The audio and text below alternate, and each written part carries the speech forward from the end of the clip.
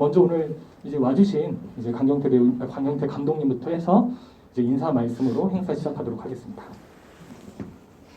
네, 안녕하세요. 일본북도 각본 쓰고 연출한 강경태라고 합니다.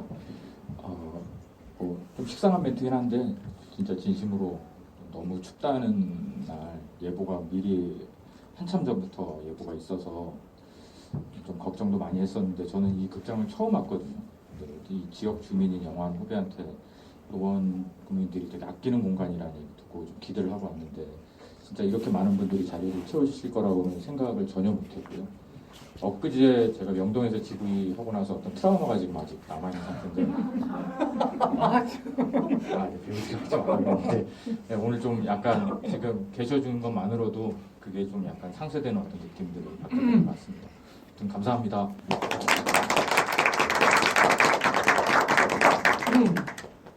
네, 안녕하세요.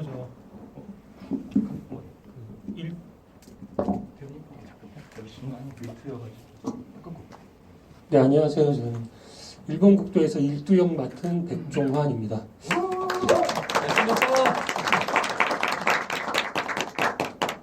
네, 너무 식상한 말이라고 하긴 했는데 진심이기도 한데 이 추운 날 여기까지 와가지고 저희 영화 봐주셔서 너무 감사드리고요.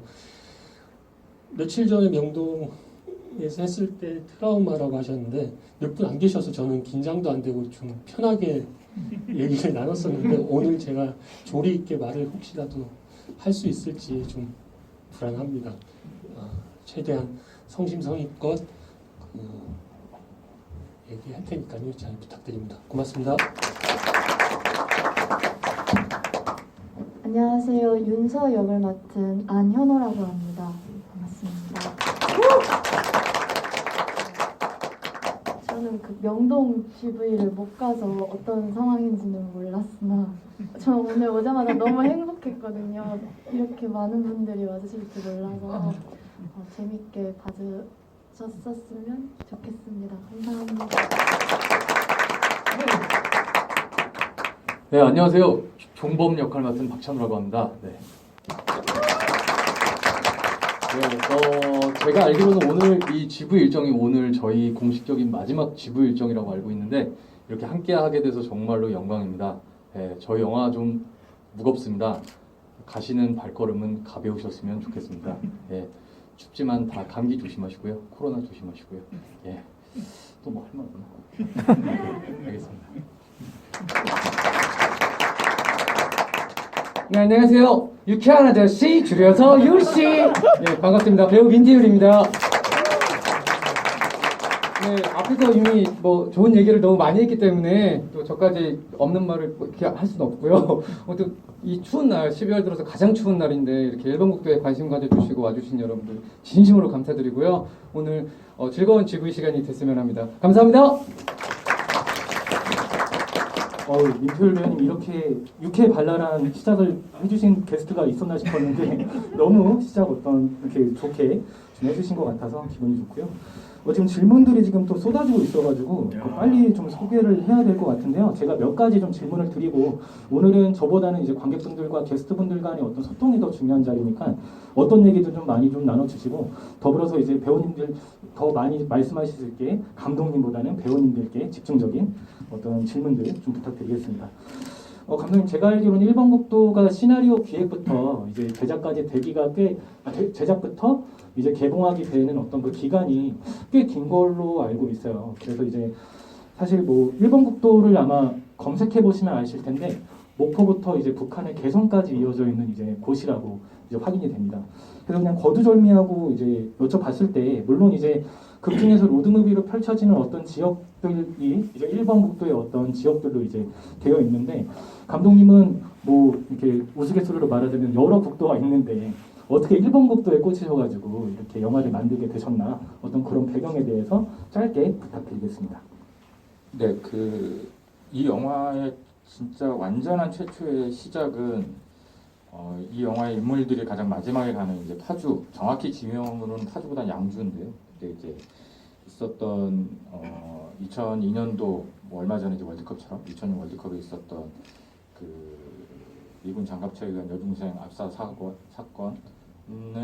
관한 이야기를 언젠가는 꼭 하고 싶다라는 이야기를 계속 오랫동안 좀 생각을 하고 있었고 그 이야기를 하는 방식들을 좀 오래 고민하면서 그 사건과 연결되어서 이제 구체적으로 이 시나리오를 떠올 때쯤에 이제 용산 미군 기지가 이제 평택으로 또 이동하면서 거기에 이제 되게 노골적으로 여기 인서트 컷으로까지 제가 딱 찍어놓은 그 대출이 평화마을이라는 곳. 그러니까 대출은 사실 이제 지명으로만 남아 있고 거기에 농민들이나 이런 것들은 다 사라졌는데요. 그런 사건들이 일본국도로 쭉 이어져 왔고 일본국도가 첫 번째 국도로서 아까 호주님이 말씀하신 것처럼 이제 끊어진 길, 불가능한 어떤 끊어진 길이라는 그 길이 갖고 있는 어떤 상징성 그리고 그 국도를 따라서 이루어졌던 어떤 현대사의 좀 비극적인 어떤 역사들이 저한테 쭉 달라붙었고요. 그러면서 이 이야기를 시작하게 되었습니다. 근데 그 지금 사건들이 그 장소들이 저희 영화 속에 등장하는 장소들이 실제 그 장소들이거든요. 그러니까 제일 마지막에 그 미선이 호순이 사건이 있었던 그 도로는 사실은 그 도로 딱 그 자리에서 찍기는 뭔가 여러 가지로 윤리적인 저 개인적으로 윤리적인 문제와 여러 가지 고민들이 있으면서 그 도로 바로 옆에 있는 한 5m 정도 옆에서 찍었는데요. 대출이 남아있지 않지만 거기서 찍었고 사실은 촬영을 그냥 몰래 한 거니까 가능하지만 유심히 보신 분들은 철조망들이 막 보이는데 거기가 진짜 지금 이제 험플 미군 기지 옆에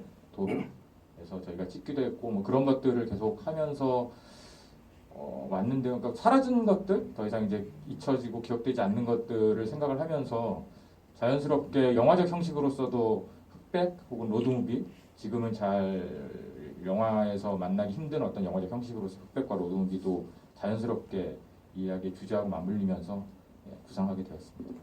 네, 감독님께서 약간 좀 무거운 얘기들을 많이 해주시고 계신데 배우님들께서 이 분위기를 좀 깰 수 있는 어떤 좀 유머러스한 얘기들을 많이 좀 준비해 주시기를 좀 이렇게 부탁을 드리면서 그러니까 사실 이 작품은 이제 어떤 각자의 그 뭔가 트라우마 혹은 어떤 상처가 있는 사람들이 이제 유사 가족을 이루게 되는 어떤 로드무비처럼 보이기도 하면서 방금 감독님께서 얘기하셨던 효순이 미선이 사건이라거나 저는 백종환 감독님께서 백종환 배우님께서 지설 같은 작품에도 이제 참여를 하셨는데 저는 그 작품의 어떤 그 캐릭터와도 약간 맞닿아 있는 어떤 부분도 많이 느끼게 됐거든요. 예컨대 처음에 윤석 이제 그 안현호 배우님께서 이제 연기하셨던 그 캐릭터가 죽은 어떤 아이들을 보거나 특히 파주에서는 가장 인상적이었던 건 총소리였던 것 같아요. 계속 탱크 소리가 나면서 이제 피를 이제 가득 흘려 있는 두 아이를 마주치게 되는 그런 부분들은 감독님이 말했던 그러니까 이 영화가 그냥 단순한 어떤 힐링의 로드무비 같은 게 아니라 그런 어떤 묵직한 현대사의 어떤 뭐랄까요 그늘이라고 해야 될까 그런 좀 이렇게 그을린 부분들을 많이 다룬다는 부분들을 처음 보실 땐 많이 못 느끼실 수 있는데 그렇다고 하신다면 한 번 더 보신다라고 하면 더 깊이 있게 느낄 수 있으니까 꼭 한번 참고 부탁드리겠습니다. 말이 많았는데 그래서 혹시 배우님들 모르겠어요. 저는 사실 연기들이 너무 이제 출중하다고 생각이 들었고 유씨 같은 캐릭터는 정말 저게 참 극 중에서 사람인가 신인가 정말 알 수 없는 어떤 캐릭터였던 것 같아요. 게다가 그 긴 머리에 히피가 생각나는 어떤 그 복장도 너무 인상적이었는데요. 그래서 배우님들께서는 이 작품에 어떻게 참여하시게 되었는지를 좀 이렇게 간략하게 백종환 배우님부터 좀 부탁드리겠습니다.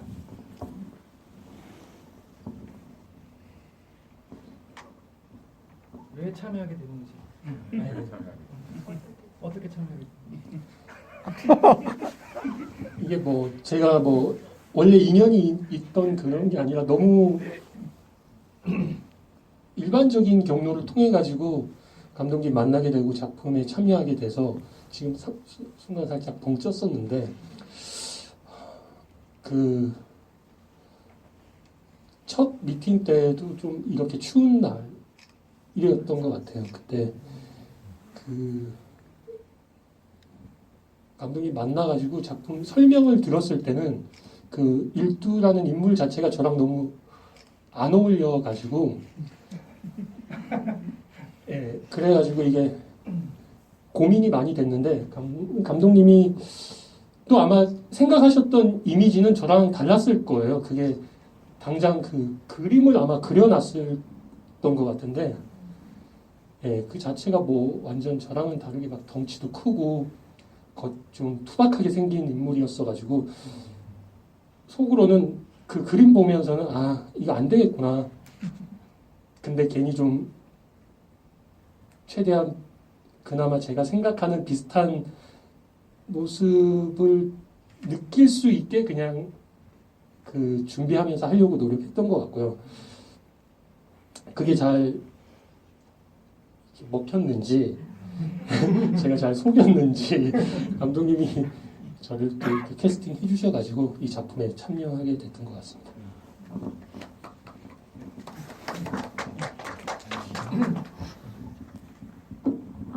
네, 저 같은 경우도 똑같이 오디션을 봐서 같이 하게 되었는데 오디션 때도 그렇고 하게 된다고 할 때도 계속 똑같이 저랑 윤서랑 너무 다르고 그때도 그림에서도 단발머리에 약간 고양이상 같은 얼굴이었거든요. 윤서가 좀 더 날카롭게 생긴. 근데 저는 항상 제 스스로가 되게 좀 순하게 생각하는데 왜 이렇게 민망해? 네.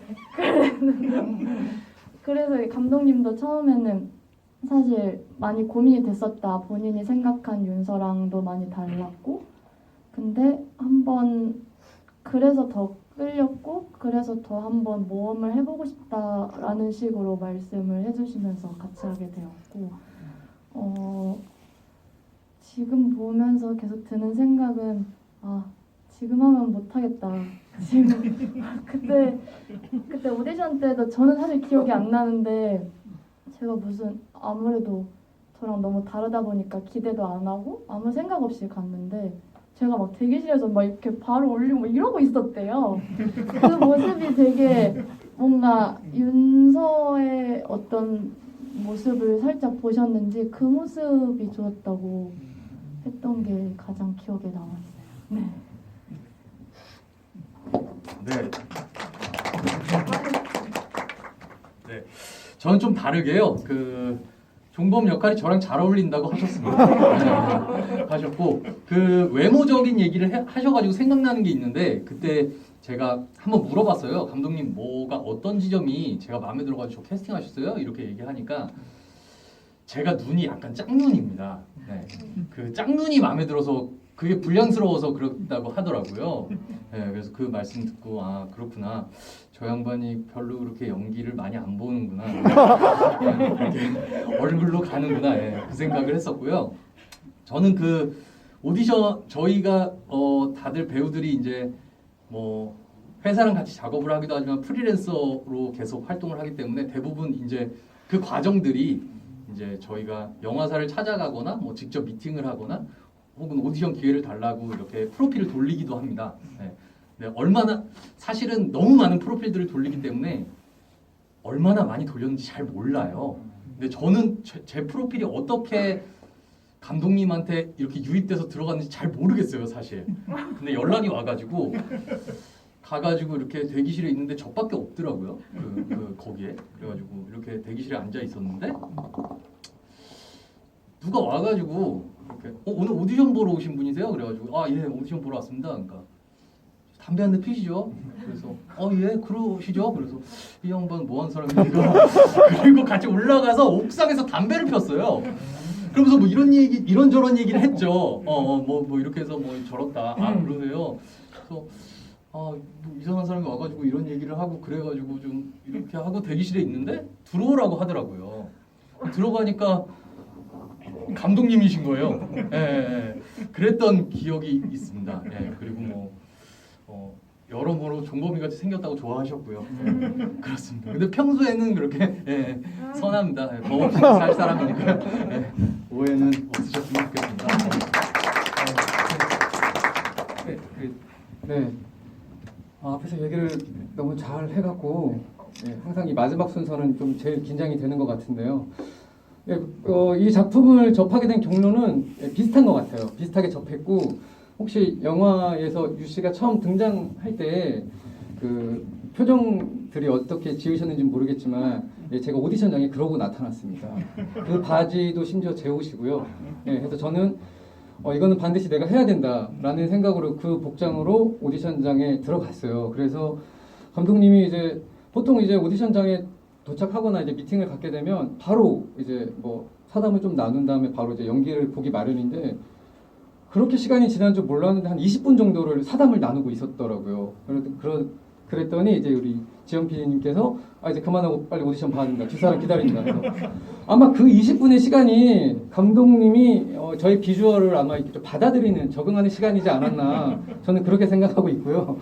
공교롭게 이제 앞작품들부터 머리를 이제 딱히 터치를 안 받아서 계속 좀 기르는 상황이 됐었어요. 그래서 이 작품에 이제 유 씨라는 역할이 딱 있었을 때 이거는 내가 하면 굉장히 재밌을 작품일 것 같다. 그렇게 해서 이제 저는 이제 지원을 하고 미팅을 하고 이제 그 작품을 참여하게 됐습니다. 네. 그 보는 바와 같이 성격이 막 그 정도로 텐션이 막 높거나 제가 좀 높아요. 높고요. 네. 또 여기 있는 배우들도 지금 좀 긴장해서 그렇지 저희 다 선하고 텐션이 높고 착한 배우들입니다. 네. 감사합니다. 저는 민소율 배우님이 개인적으로 그 머리의 어떤 형상과 이제 그런 패션으로 네. 나타났으면 얼마나 좋았을까 오늘 무대에 좀 그런 생각이 들어요. 왜냐하면 패션에 대한 질문이 너무 많습니다. 그 바지 누울 거냐 막 이런 것들이 쏟아지기 때문에 다음에 혹시 지부가 있다면 꼭 그런 모습으로 한번 좀 어떠실까요? 가발 반드시 가발이라도 뭐 붙임머리를 해서든 간에 그 바지랑 다 입고 와서 뭐 추위가 무슨 문제겠습니까? 예, 제가 그렇게 나타나겠습니다. 이렇게 배우님 약속해 주셨고요. 그러면은 관객분들께서 좀 더 좋은 반응들을 해주셔야 가능해지기 때문에 꼭 한번 주위에 많은 좀 응원 좀 부탁드리고요.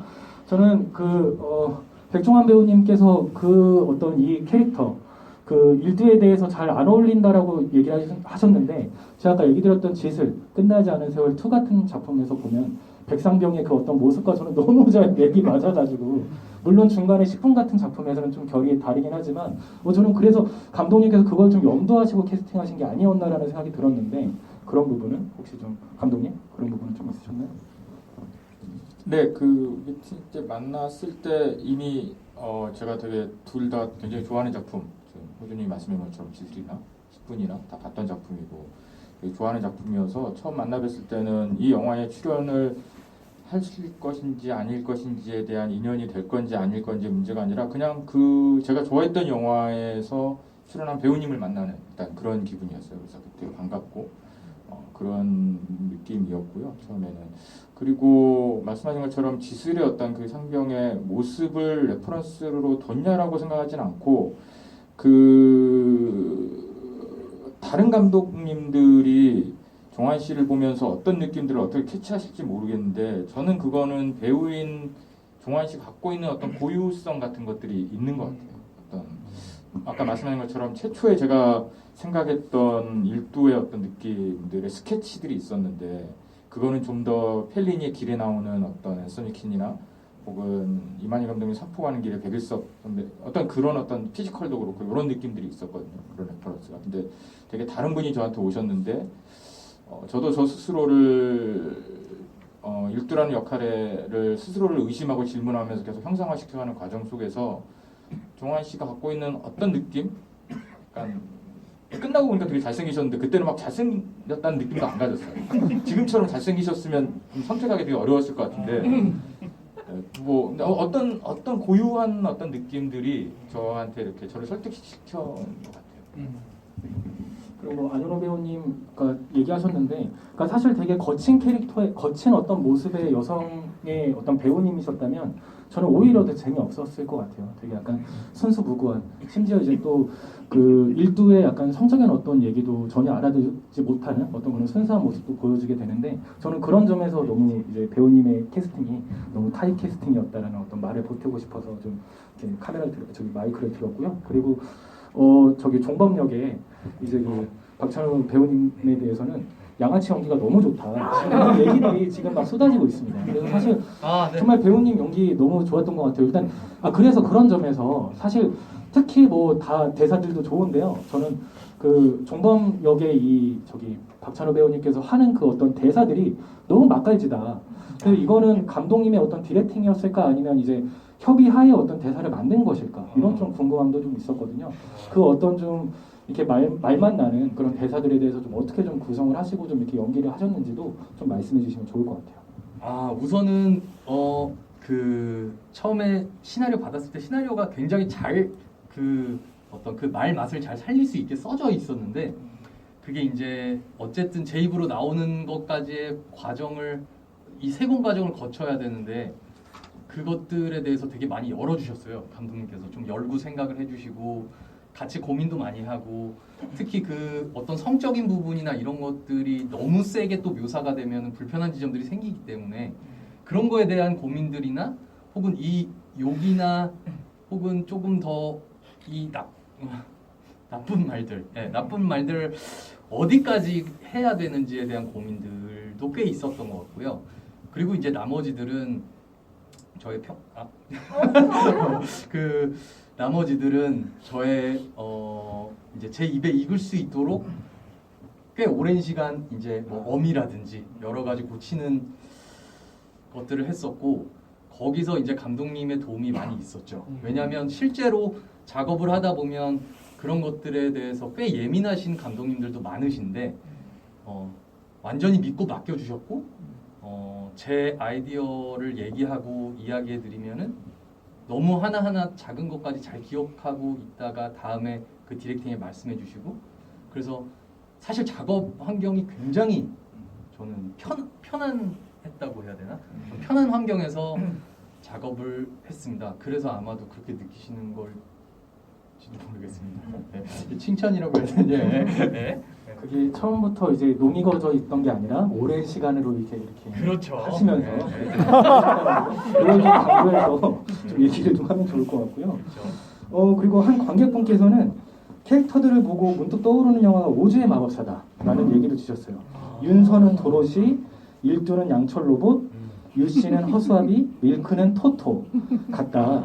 얘기를 좀 얘기하셨는데 이 오즈의 마법사 OST가 극 중에서 쓰이게 되는 오버 더 레인보우이기도 한데 그래서 윤서가 차에서 흥얼거리던 오버 더 레인보우를 들으니 그 캐릭터들이 떠오르는데 영화 제작에 염두하신 게 있으신지 아무래도 오버 더 레인보우에 대한 어떤 사용 이런 유씨가 이제 직접 연주도 해주는 어떤 부분도 있게 되는데 그 어떤 오버 더 레인보우의 어떤 사실 은유적으로는 그 어떤 이상향에 대한 어떤 그 갈망이라고도 할 수 있는 거잖아요. 그 부분에 대해서 짧게 설명해 주시면 감사드리겠습니다. 네, 뭐 어떤 분이 질문해 주셨는지 모르겠는데 제가 어떤 분이신가요? 여쭤보면 되게 부담스러우실 것 같아서. 좋아하십니다. 이렇게 하셔 어떤 분이신지 어떤 분이신지. 네. 네, 그 제가 좋아하는 어떤 로드무비의 원형을 가진 영화들 아까 말씀드렸던 펠리니의 길이나 산포 가는 길, 한국의 로드무비의 걸작 중에 고래 사냥 다 쭉 있었고 그리고 말씀하신 오즈의 마법사도 당연히 머릿속에 있었고요. 그게 정확하게 말씀하신 배역별로 매칭이 된다라고까지는 말씀을 못 드리겠지만 그런 구성, 그런 로드무비들이 갖고 있는 어떤 나쁜 의미가 좋은 의미로 전형성이 좀 있다고 생각하거든요. 그런 3명 혹은 4명의 어떤 인물들이 어떤 각들을 이루면서 길을 가는 어떤 느낌들의 전형성들을 저는 오히려 좀 가져가고 싶은 게 있었고 거기서 이제 오즈의 마법사도 당연히 고민이 되었고 무엇보다 지금 호준이 말씀하신 것처럼 오버 더 레인보우라는 음악을 저희가 쓸 수는 없었지만 음악 감독님하고 그 테마를 사실은 변주하는 곡들을 좀 만드는 것들도 많이 좀 염두에 두면서 작업을 했던 작업입니다. 네. 질문을 계속 좀 소화를 해야 될 것 같은데 저는 그 윤석 캐릭터에 대해서 약간 독특했던 부분 중 하나가 각 챕터 이제 뭐 인천, 뭐 파주 이렇게 지나가게 되는데 늘 시작부터 알습니다. 이 캐릭터는. 그래서 사실 이건 단순 감기나 어떤 뭐 이렇게 뭐랄까요, 이렇게 뭐 오한 같은 게 아니라 저는 마치 그 지역성에 지역에 있는 어떤 망령에 이 캐릭터가 반응을 하는 건 아닌가라는 좀 생각도 들었어요. 왜냐면은 파주 같은 곳에서 보면은 이곳에 사람이 있었다라는 어떤 곳에서 이제 빙의를 하게 되는 그런 부분도 있는데 좀 이런 설정에 대해서 혹시 감독님과 좀 얘기를 나누신 부분이 있을지 네, 저 안현호 배우님께 좀 여쭤보고 싶네요. 우선 대본을 봤을 때 어느 정도 이해가 됐었고 그리고 그 말씀하신 것처럼 그런 사건들에 대해서도 감독님이 충분히 설명을 해주셨었고 그것을 어떻게 표현할지가 사실 좀 조심스럽기도 하고 걱정이 됐었는데 그 부분에서 감독님이랑 근데 대화를 되게 많이 했던 것 같아요. 그 장갑차 얘기도 사실 저는 그런 로드무비인지 모르고 그냥 진짜 1인 로드무비라고 생각하고 했는데 처음엔 되게 거부감도 사실 있었고 그런 메시지를 담는 그릇이 안 되는데 그걸 어떻게 해야 되지 해서 저 이 대사 안 하고 싶은데 이걸 꼭 표현하셔야 되는데 감독님은 막 예전부터 이거를 자기는 꼭 영화에 담고 싶었다는데 그래서 거기를 맞춰가는 과정 속에서 계속 대화를 많이 했던 것 같고요.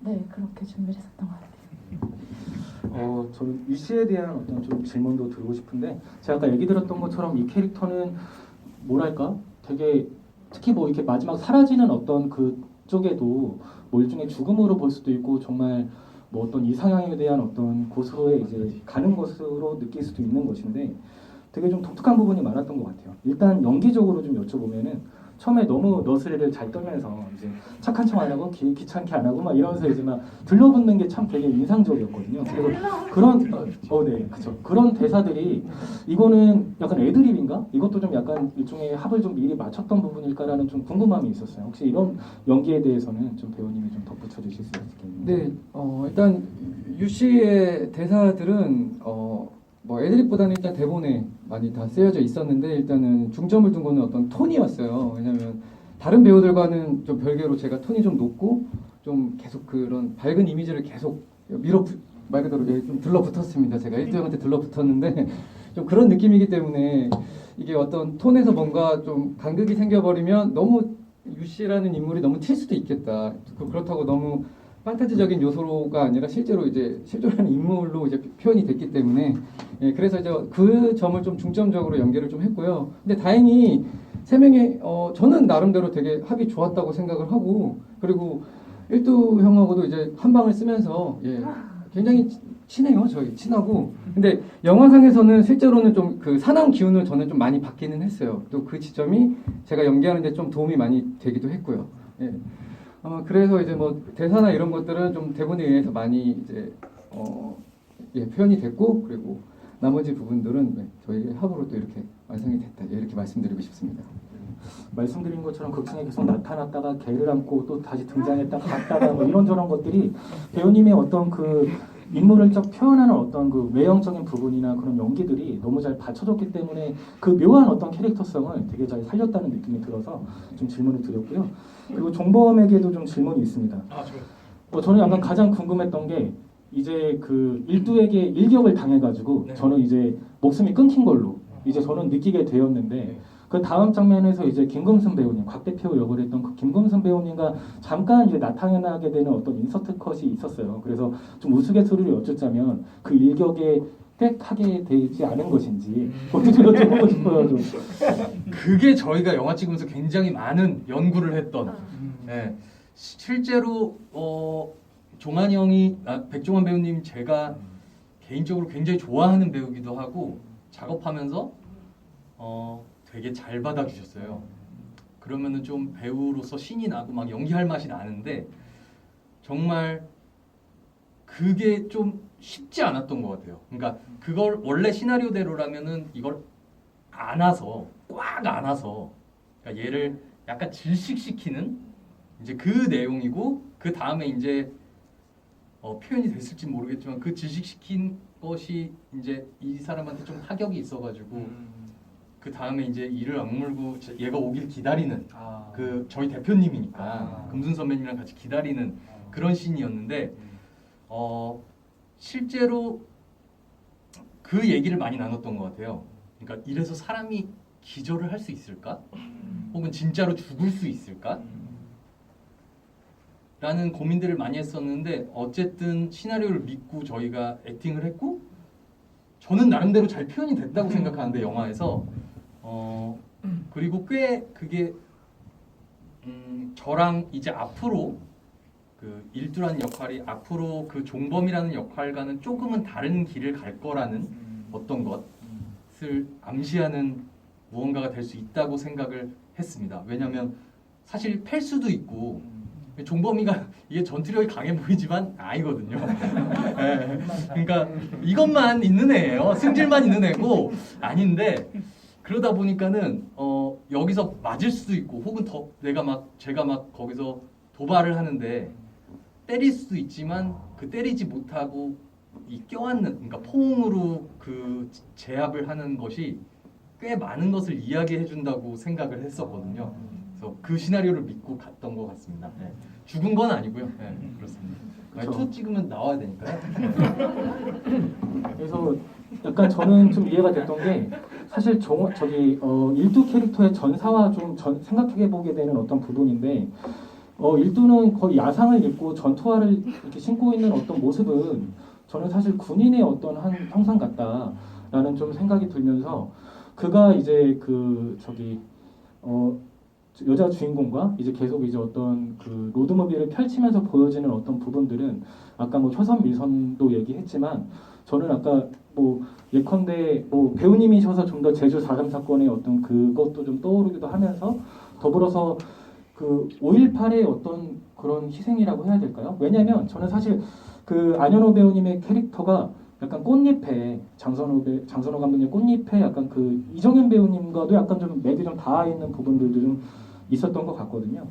그래서 저는 좀 그리고 또 더불어서 이제 그 종범과 이제 백종원 배우님의 일두와도 약간 좀 뭔가 전사와의 어떤 관계들도 좀 이제 느껴질 수 있는 부분이 있는 게 마치 종범은 라이벌처럼 굴면서도 자기를 마치 계속 도발을 해가지고 그의 어떤 본성을 좀 끌어내려는 그런 모습도 좀 되기도 하거든요. 그래서 영화에서 보여지지 않은 어떤 부분들이 되게 많이 느껴지는 부분인데 그래서 약간 좀 거두절미하고 얘기 드리면 좀 백종원 배우님께서는 감독님과 이 캐릭터의 어떤 전사에 대해서 좀 어떤 얘기를 좀 나누셨을지 좀 그런 부분들도 좀 여쭤보고 싶네요.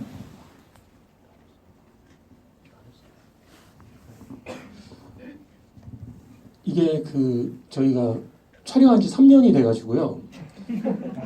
진짜 사실 나눴었는지 기억이 잘 안 나거든요. 근데 아마 당연히 나눴겠죠. 이거 입고 있다 이제 개봉한다는 소식 듣고 저도 이제 GV를 하거나 할 때 얘기를 하려고 그때 당시에 그 시나리오랑 노트를 펴서 한번 봤어요. 제가 까먹고 있으니까 거기에서는 전사가 뭐 그런 거였어요. 일두가 얘기를 했겠네요. 그죠? 어머니한테 버려지고 그래서 자기 버려진 이유를 근데 자기한테서 찾는 거죠. 자기 잘못이 아닌데 그렇다고 하더라고요. 자료를 조사하다 보니까. 그리고 자기 방어적인 그런 모습도 있고 그런 얘기들을 아마 제가 감독님하고 얘기하면서 만들어 갔던 것 같아요. 근데 감독님이 뭐 전반적으로 어떤 그림을 저한테 강요하는 그런 식으로 준비를 하지를 않아가지고 좀 자유롭게 제가 생각하는 것들 감독님한테 얘기 나누고 근데 웬만하면 다 이렇게 오케이를 하셨던 것 같아서 그렇게 전사는 그런 식으로 준비를 했던 것 같고요. 근데 아까 군인이라고 했는데 사실 저는 그 일두가 군인 뭐 이런 거는 전혀 생각을 못 하고 있던 거라서 이게 아마 흑백 영화다 보니까 원래 컬러로 했으면은 그 군인 느낌보다 더 색깔도 있고 여러 개 옷을 입고 있어서 그렇게 좀 비슷하지 않은데 저도 보면서는 그런 생각은 들었어요. 이게 흑백이다 보니까 저 지슬이랑 거의 뭐 보여지는 게 비슷해가지고 저도 그런 생각했는데 실제 컬러였으면 그런 느낌은 좀 안 들었을 것 같아요. 이기적인 건 모르겠고. 맞아요. 그래서 관객분들도 특히 이 그 일두에 대한 전사에 대해서 정말 많이 생각했을 것 같아요. 어떤 엄마에 대한 뭐 마지막 엔딩과도 연결이 되지만 엄마에 대한 어떤 일종의 애증 그리고 또 집에 대한 어떤 불신 뭐 이런 것들이 많이 느껴지는데 그래서 더 좋았던 것 같아요. 좀 더 설명적으로 들어갔게 되면 좀 영화가 너무 납작해지는 부분이 있었을 텐데 어떤 그런 좀 이렇게 설명되지 않는 부분이 영화를 더 풍부하게 만드는 것은 아닌가 하는 좀 생각이 들었고요. 그리고 저는 좀 약간 우스갯소리로 하나 좀 여쭤보고 싶은데 극 중에 좀 충분히 그 일두와 윤서의 관계가 여물지 않았을 때 처음 국밥신을 마주했을 때 이제 윤서가 빼놓은 시키려고 두은 어떤 음식을 이제 갑자기 이제 먹게 되면 일두가 먹게 되면서 이제 사례를 들리는 어떤 부분이 있었는데 그 장면은 말씀드린 것처럼 되게 초반에 딱 이제 뭔가 인서트된 어떤 부분으로는 이렇게 뭔가 좀 장난스러운 모습으로 뭔가 시작을 하고 싶었던 것일까라는 좀 생각이 들었는데 그냥 거두절미하고 여쭤보자면 그 장면을 넣은 이유에 대해서 좀 여쭤보고 싶어요. 일두와 윤서가 따로따로 캐릭터가 약간 빌드업되는 초반에 실제 시나리오에서는 지금 편집이 78분 정도로 내려앉았지만 원래 제가 생각했던 러닝타임으로 오면 그 순간이 한 20분, 30분? 그러니까 되게 초반은 아닌 느낌이었는데 원래 계획대로라면 근데 그 각자가 되게 캐릭터가 빌드업되는 과정에서 만났을 때는 좀 어떤 걸 풀어야겠다는 생각이 좀 있었어요. 둘의 관계가 약간 둘의 관계가 살짝 온전히 풀리는 건 아니지만 그럴 수 있다, 풀릴 수 있다. 뭐 풀린다는 표현이 뭐 둘의 관계가 익숙하게 둘이 또 뭔가 어떤 멜로적인 뭐 이런 게 아니라 둘이 그냥 조금은 여유를 가질 수 있다. 두 인물이 서로의 틈 안으로 들어오는 곳에 여유를 가질 수 있다라는 것들을 처음에 한 번은 이렇게 문을 열어놔야 되지 않을까라는 생각들이 좀 있었고요. 근데 지금 편집본에서는 그게 조금 더 앞에 있는데 원래는 사실은 조금 더 그 뒤에 있는 걸로 서사의 이 전개로는 원래는 그렇게 계획됐던 장면입니다. 질문들을 일단 좀 소화하겠습니다. 일단 이런 평이 있네요. 유 씨가 뺑소니 쫓아가는 뒷모습이 인상 깊었어요. 혼신을 담은 뜀박질이었습니다. 이런 어떤 평을 해주신 분도 계시고요. 그리고 또 차제에 여쭙자면 유 씨가 말한 돈다발이 필요 없는 그곳은 어디인가요? 동생을 따라간다는 의미일까요? 라는 점에서 제가 아까 사실 굳이 말하면 죽음의 어떤 부분도 좀 있고 감독님이 자꾸 고전에 대해서 얘기를 하시는데 저는 그 김기영 감독님의 바보사냥이라는 영화가 있는데 그 작품에서도 마지막에 어떤 완전 초월된 어떤 이상향을 따라가는 부분도 있거든요.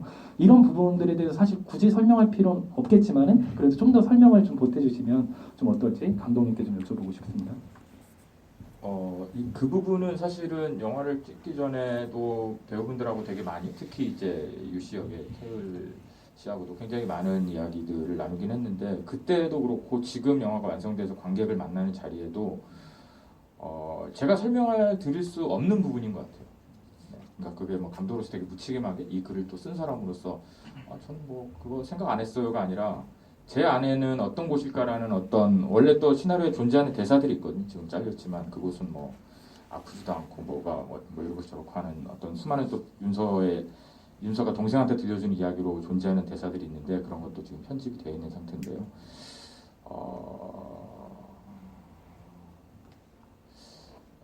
그냥 마지막 윤서의 말이 저의 어떤 말인 것 같아요. 그런 곳이 있냐고 저한테 물어보면 저도 있는지 없는지 모르겠으나 있다고 믿는다보다 믿고 싶다. 어딘가 있다고 믿고 싶다. 그게 이제 아까 관객분 중에 오버 더 레인보우 말씀인 것처럼 그냥 그게 제가 할 수 있는 최선의 말이 아닐까라고 생각이 들어요. 그러면 일두 캐릭터도 사실 이제 그 윤서와 이제 좀 더 가까운 어떤 그 딱 강이 펼쳐져 있는 데에서 어떤 롱숏으로 보여주는 구도도 너무 좋았다고 생각하는데 그때도 약간 그러면 마치 너의 삼촌이 돼도 되겠냐라는 어떤 식의 얘기로 좀 들렸는데 그렇게 좀 관계가 좀 가까워지면서 그 다음에 이제 건너뛰면서 그 백종원 배우님의 얼굴에는 이제 상처들이 그렇게 좀 있는데 아마 그 곽 대표와 이제 그 정범의 어떤 뭐 싸움 같은 게 있었겠죠. 그렇다라고 하면 그 이후에 어떤 그 일두의 삶은 또 어떨 것인가라는 좀 생각이 들었는데 혹시 그런 부분에 대해서 배우님 특히 이제 시간이 많이 흘리긴 했지만 그런 부분에 대해서 혹시 좀 덧붙여 주실 수 있을 게 있을까요?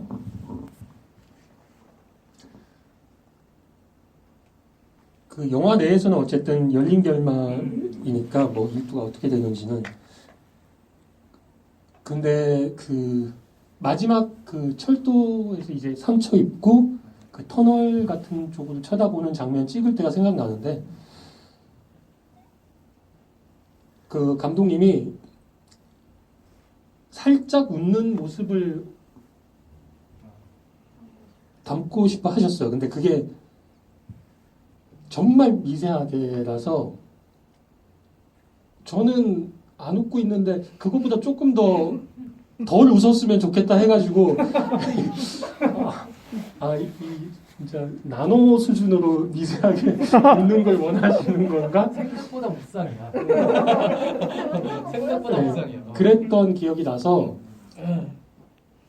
그 미래는 좀 일두의 미래는 그 윤석을 만나기 전 일본 국도를 지나오기 전보다는 조금 더 나아지지 않을까라는 추측을 저도 해봤고요. 그 나아지는 게 뭐 생활이 갑자기 좋아지고 그런 건 아닐 것 같고 사람을 좀 더 받아들일 수 있는 여지가 생기는 그런 네 그렇게 생각을 하고 있습니다. 제가 잠시만 그 한 말씀만 드리면 그 철도 마지막 일도 마지막 장면에 혹시 이 광준이 저희가 아까 배우님 말씀한 것처럼 아마도 공식적으로 마지막 지부이 다른 자리에서 뭐 어떤 단체 상영이나 이렇게 되는 자리가 있을지 모르겠지만 공식적으로 극장에서 하는 마지막 지부일 것 같은데 일두가 혹시 손에 뭘 이렇게 만지작거렸는지를 혹시 보신 분들이 계시고 안 그래도 지금 질문이 들어와 있습니다. 아, 네. 그렇죠. 그래서 그 윤서의 카메라 안에 필름이 없는데도 사실 계속 찍는다라는 거는 사실 사진 자체가 박제되고 기억한다라는 어떤 의미로도 있을 수도 있는데 그래서 관객분께서 윤서의 카메라 그리고 마지막 즈음 일두의 상처난 얼굴과 함께 손에 들린 필름이 어떤 걸 의미하는 걸까요? 라고 얘기해 주셨어요. 그래서 뭐 의미라기보다는 그냥 좀 더 그 감독님께서 붙여주시면 좋을 것 같다. 그걸 보신 것만으로도 충분히 제가 어떤 건네고 싶었던 이야기들을 다 전달된 거라고 생각이 들어요. 그 필름이 일두가 준비한 그 필름이 윤서의 카메라에 장착이 될지, 그래서 진짜 사진을 찍게 될지, 더 이상 지워지지 않고 사라지지 않는 어떤 것으로 남아 있게 될지, 어떤 장소나 사람들이 인지는 제가 확신할 수는 없지만 어쨌든 일두가 그 필름을 준비했다라는 것이 제가 열 수 있는 인물들에 대한 최대한의 어떤 저 스스로의 응원 같은 거라고 생각이 들고 뭐 감독이 자기 영화 속의 어떤 상징이나 어떤 것들을 말로 이렇게 설명하는 게 저도 되게 좀 위험하거나 촌스럽다고 생각을 하는데 아까도 말씀드린 것처럼 아마도 공식적인 어떤 지부의 마지막인 자리일 수 있어서 그 장면이 촬영 감독하고 저하고 사실 감독님 너무 많이 보여요.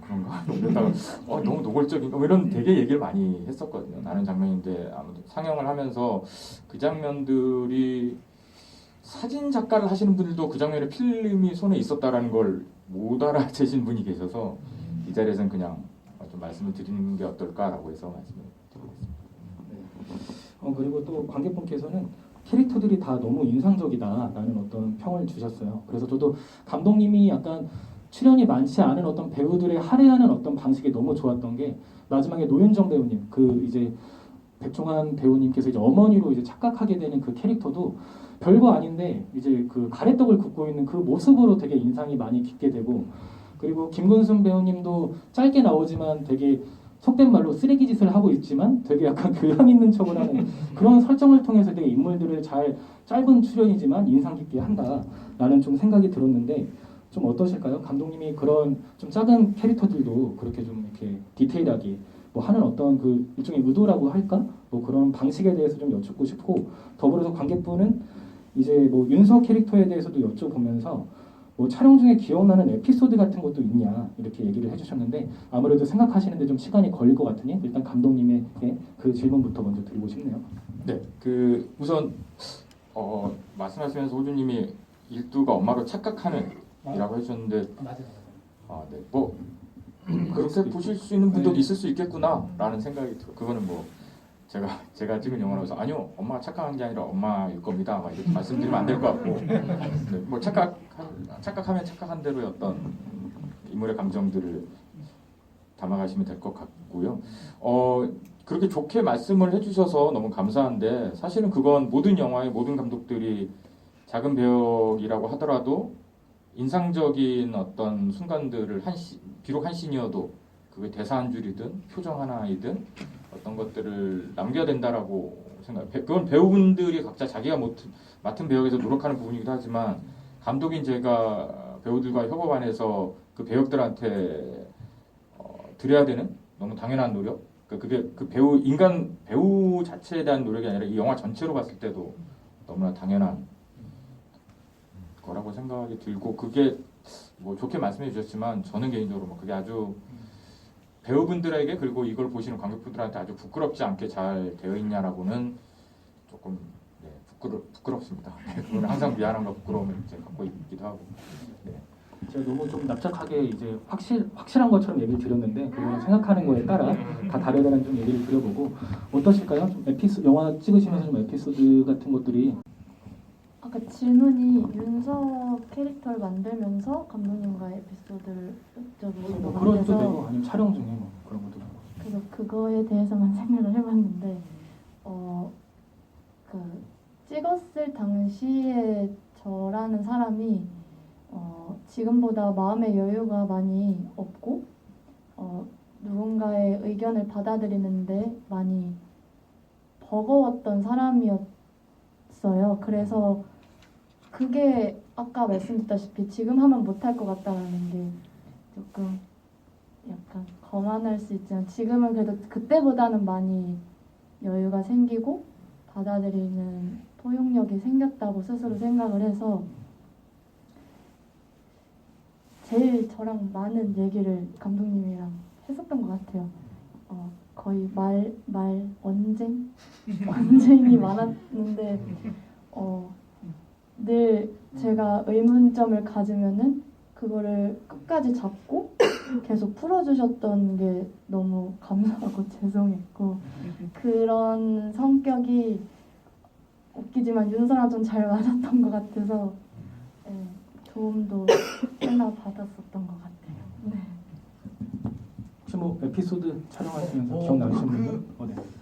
아까 그 작은 그러니까 잠깐 나오는 역할들에도 꽤 많이 비중을 뒀다 그 말씀하셨는데 정말로 저는 또 너무 집요하게 이 셋만 쫓아다니다 보니까는 만날 수 없는 배우들이 많았는데 나오신 배우들, 출연하신 배우들 정말로 다 너무 대배우들이시고 너무 연기도 좋으시고 사실 그 금순 선배님이랑도 제가 한 회차밖에 촬영을 안 했어요.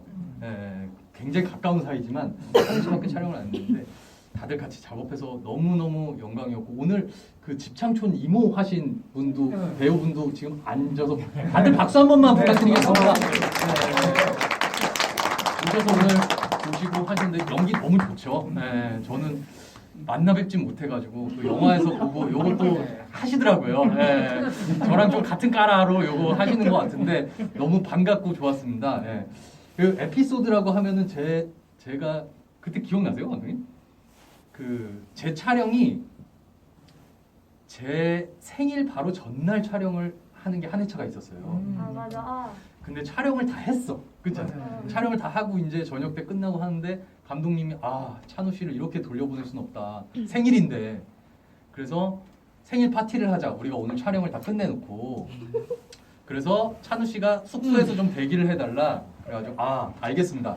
그래가지고 숙소에 있었어요. 근데 다 이제 스태프들 배우들 다 촬영하러 갔죠. 근데 그 숙소에 방이 여러 개가 있는데 이제 그 큰데 저 혼자 있는 거예요. 오기를 기다리는 거예요. 그러다가 깜빡 잠이 들었는데 아침 먹으라고 깨우더라고요. 그래가지고 아침이 됐는데 이 양반들이 그냥 거기서 무슨 그 식판에다가 먹었던 거 기억나죠? 봐. 그거 먹고 제 생일날 괜찮다고 했는데 사실 안 괜찮았거든요. 짜증도 많이 나고. 서울 가면 만날 애들 많았는데 저런 사람입니다. 그래가지고 그때 마음의 상처가 아직도 아물지 않고 생일만 되면 아직도 그 촬영장의 추억이 생각이 납니다. 기억나시죠? 지금 까먹으셨던 것 같은데? 기억이 나고요. 그 찬우 씨가 또 되게 고생을 해주신 게 이거는 진짜 뭐 다른 배우들도 마찬가지지만 특히나 찬우 씨 그 영화 후반부에 이제 차에서 일도랑 뒤에서 한대에서 하는 씬 같은 경우는 꼭 뭐 에피소드 뭐 그 외에도 에피소드들이 많지만 찬우 씨가 말씀하신 딱 떠오르는 게 그 전날부터 제가 눈에서 어떤 고름 같은 게 나오기 시작했어요. 진짜 계속 그게 근데 뭐 촬영장을 떠날 수가 없는 상황이었고 근데 그날이 굉장히 또 약간 스케줄이 하드한 게 돼 있어가지고 다 밀어붙이면서 거기가 마지막 촬영이었고 아마 그쪽으로 넘어온 시간이 12시도 넘은 시간이었고 다음날 촬영도 있으니까 그래도 새벽 뭐 3시, 4시는 안 넘기게 맞춰야 된다라는 생각들이 다 있었는데 진짜 이제 눈이 안 떠지는 거예요. 제가.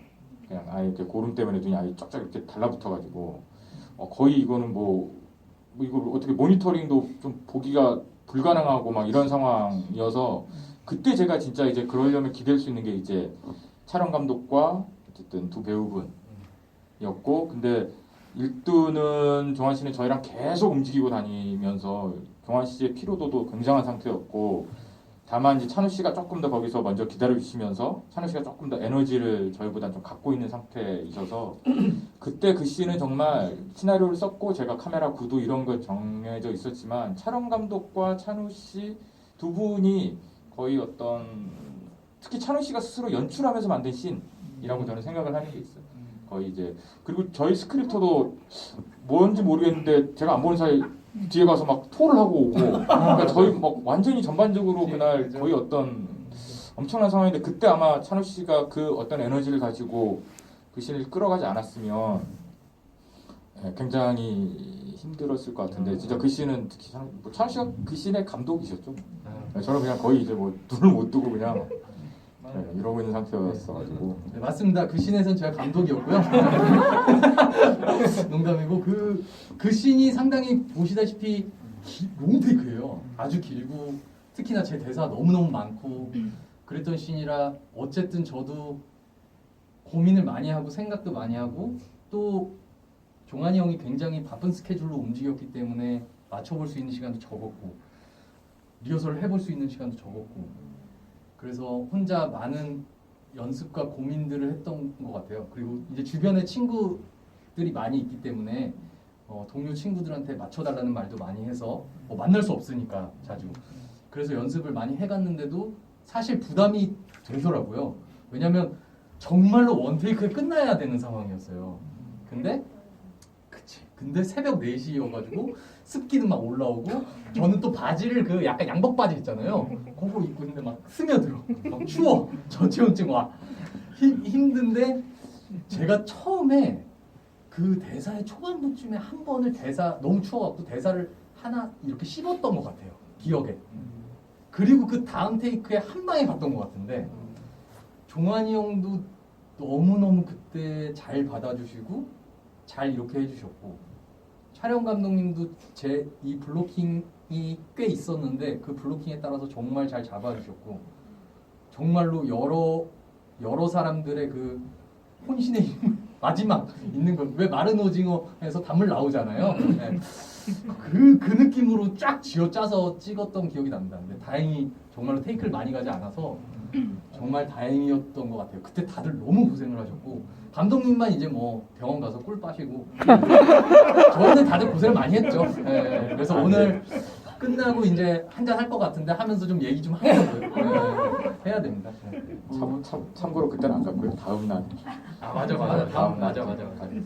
네, 박찬호 배우님 그 어떤 이 캐릭터에 너무 이제 감화된 나머지 이런 어떤 멘트들이 정말 많이 영향을 받았다. 그 어떤 느낌으로 정말 연말을 열심히 하셨구나라는 생각이 드는 어떤 멘트들이 느껴져서 얘기를 드리고요. 사실 이게 마지막 지부이라는 게 너무 아쉬울 정도로 하실 말씀이 너무 많고, 사실 관객분들도 뭐 흑백에 대한 부분이나 특히 뭐 밀크에 대한 어떤 부분도 너무 좀 여쭤보고 싶은 게 많은데 저희가 너무 시간이 좀 이제 충분치 못하다 보니까 모두 다 소개드리지 못한 점 너무 좀 양해를 부탁드리고, 저는 아까 얘기 드렸던 것처럼 이 영화가 단순한 어떤 힐링의 혹은 뭔가 서로를 그냥 위로하는 어떤 로드무비에 지나지 않고, 그래서 사실 흑백이라는 게 그런 것 같아요. 어떤 시대성을 다 이제 거세를 하면서 다 아우를 수 있는 어떤 면들도 있기 때문에 이 영화의 흑백 미학이 더 이해가 되는 부분도 있다라는 어떤 생각이 드는데, 그런 어떤 사라지는 것들이나 사라질 위기에 어떤 있는 것들에 대한 예상 같은 것들도 영화가 너무 잘 담아내는 것 같아가지고 한 번 더 보신다면 분명 좀 다른 느낌이 있을 거라고 생각이 들고, 이제 마지막을 좀 이제 마무리하면서 한 관객분이 질문해 주신 건데, 쓸쓸하면서도 애틋한 분위기가 흑백 필름에 잘 담겨 있는 것 같습니다. 영화에서 인물들이 각자의 다른 배경과 사연을 갖고 길을 나아가면서 힘든 순간에도 멈추지 않고 계속 나아가는데요. 일상 속에서 그럼에도 불구하고 계속해서 나아가기 위한 나아가기 위해서 행동하는 무엇이나 생각이 있으신지 감독님과 배우님들께 질문드립니다. 라고 얘기를 주셨어요. 이 부분에 대해서 좀 한번 생각을 해주시고, 감독님부터 뭐 이렇게 인사와 끝 인사, 앞으로의 계획까지 좀 보태서 이 부분을 좀 마지막 얘기로 하고 네, 오늘 행사를 마무리하고 사인회를 좀 열도록. 그리고 뭐 배우님들 너무 이제 멋있다 잘생겼다 하시는 분들 많은데 저희 얘기를 안 한 채 마스크만 한번 벗고 사진 찍을 수 있는 시간도 드릴 예정이니 참고 부탁드리겠습니다. 감독님. 네, 마지막에 되게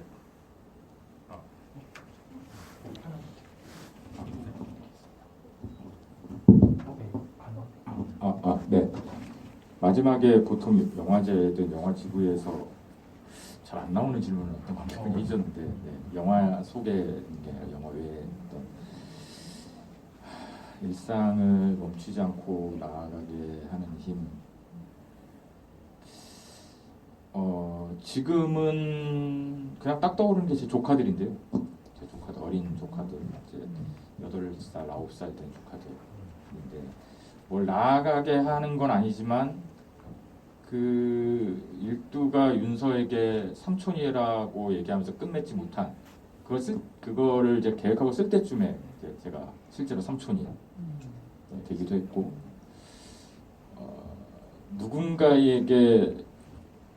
누군가를 지켜줄 수 있는 사람 혹은 어른일 수 있는 사람이 된다라는 것을 확인할 때가 뭐 나아가는 건 좀 거창한 것 같고 제가 그래도 어떤 의미가 있다라는 사람과 존재의 의미가 있다라고 생각하게 만들어주는 것 같아요. 그러니까 그게 일도가 유서에게 하고 싶었던 말이 아마 그런 것이 아니었을까라는 생각을 제가 썼지만 하고 있고.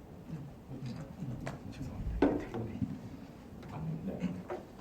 뭐 그 질문에 대한 대답은 정도 드리면 될 것 같고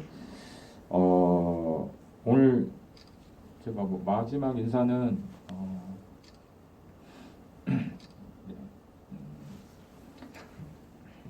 개봉을 하고 아까 말씀한 것처럼 뭐 촬영이 만나기까지 3년이 걸렸다라는 말을 지금 관객 배우분들도 어떤 아슬한 기억들을 떠올리면서 이 집을 하고 이런 것들이 지금 되게 여러 가지 좋은 분위기에서 좋은 분위기 또 에너지를 이렇게 쓰시면서 말씀을 해주시는데 저도 거기에 누가 되지 않기 위해서 어둡지 않게 얘기하려고 노력하고 있지만 저로서는 굉장히 미안한 어떤 일이거든요. 같이 고생한 배우나 스태프분들한테 그걸 뭐 그 온전한 시간을 다 기다려 주셨다라는 것보다 그래도 개봉을 하고 나서 반겨주시고 함께 해주시고 이렇게 해주시고 했던 것들을 너무너무 감사를 드리는데 저는 사실은 개봉하고 나서 되게 이 GV 자리 처음에 이제 호주님께서 작은 영화들에 뭐 이렇게 말씀하신 것처럼 작은 영화들의 슬픈 운명 같은 것들 있는 것 같아요. 독립영화라는 것들. 근데 독립영화 중에서도 좀 저희 영화가 또 독립영화 중에서도 예산이나 여러 가지 걸로도 작은 영화라고 또 더 부를 수 있을 것 같은데 개봉하고 나서 사실 오늘까지 전 하루하루가 되게 좀 힘들고 괴로웠었어요.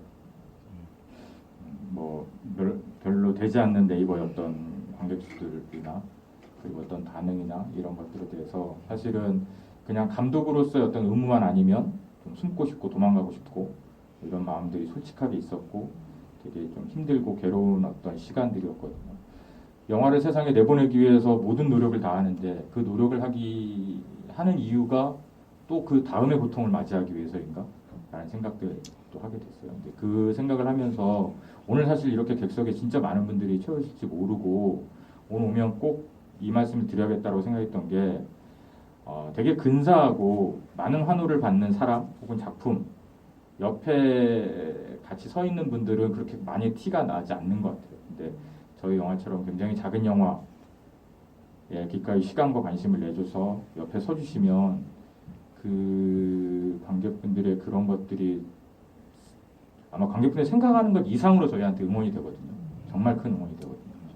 아마 난 그냥 뭐 한 2시간 이렇게 영화 잠깐 보러 왔는데가 아니라 사실은 저처럼 이제 작업하는 사람, 배우분들 모두에게 이게 되게 얼마나 다정한 응원이고 감사한 일이 되는지를 꼭 진심으로 말씀을 드리고 싶었고요. 그래서 개봉 후에 되게 도망가고 숨고 싶었던 마음들이 지금 채워주신 그 어떤 객석의 숫자로 제가 좀 순간적으로 울컥하는 마음이 딱 올라다가 참았는데 울컥하면 이따가 술자리에서 엄청 놀림을 받을 것 같아서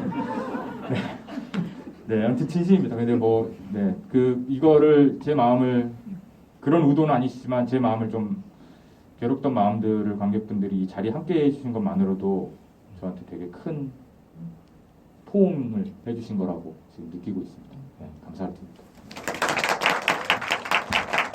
일단 약속된 어떤 사진, 일단 마스크 벗은 채 말씀을 하지 않는 걸로 해서 포토타임을 가진 후에 저희 사인회로 좀 이어질 수 있게 그렇게 하겠습니다. 괜찮으시면 마스크 한 번씩 벗어주시면 촬영 편하게 해주세요. 네, 정면을 봐주시면 좋겠습니다. 아 멋있어요. 1분 드리겠습니다. 빨리 찍어주셔가지고 부탁드리겠습니다. 네.